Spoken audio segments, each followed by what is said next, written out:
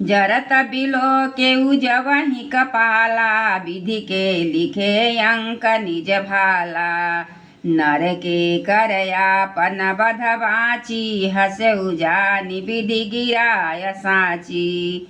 मस्तकों के जलते समय जब मैंने अपने ललाटों पर लिखे हुए विधाता के अक्षर देखे, तब मनुष्य के हाथ से अपनी मृत्यु होना बाँचकर विधाता की वाणी असत्य जानकर मैं हंसा। सो मम समुझी त्रास नहीं मोरे, लिखा बिरंची जरठ मति भोरे। आन वीर बल सठ मम आगे, पुनि पुनि कहसी लाज पति त्यागे।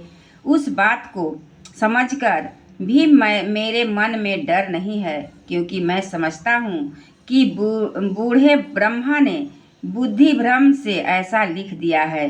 अरे मूर्ख, तू लज्जा और मर्यादा छोड़कर मेरे आगे बार बार दूसरे वीर का बल कहता है। कह अंगद सलज्ज जग माही, रावण तो ही समान को नाही। लाजवंत तब सहज सुभाऊ, निज मुख निज गुण कहसी न काऊ। अंगद ने कहा, अरे रावण, तेरे समान लज्जावान जगत में कोई नहीं है। लज्जाशीलता तो तेरे सहज स्वभाव ही है। तू अपने मुंह से अपने गुण कभी नहीं कहता। सिर अरु शैल कथा चित रही, ताते 12-20 ते कही। जो भुज बल राखे उर घाली, जीते हूँ सहस बाहुबली बाली।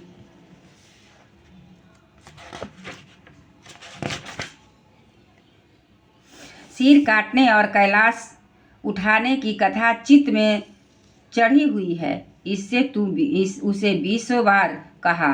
भुजाओं, उस बल को तू हृदय में ही टाल रखा है, जिससे तू सहस्त्रबाहु बाली और बाली को जीता था।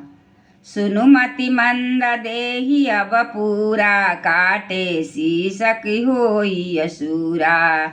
इंद्रजाली कहू कहिया न बीरा, काटई निज कर सकल शरीरा। अरे मंद बुद्धि, सुन, अब बस कर। सिर काटने से भी क्या कोई सूरवीर हो जाता है? इंद्रजाल रचने वाले को वीर नहीं कहा जाता, यद्यपि वह अपने ही हाथों अपना सारा शरीर काट डालता है। जरहि पतंग मोह बश, भार बहि खर वृंद। ते नहीं सुर कहा वही, समुझि देखु मति मंद। सियावर रामचंद्र की जय, पवन सुत हनुमान की जय। अरे मति मंद बुद्धि, समझकर देख, पतंगे मोह बस आग में जल पड़ते हैं। गधों के झुंड बोझ लाद कर चलते हैं, पर इस कारण वे सूरवीर नहीं कहलाते।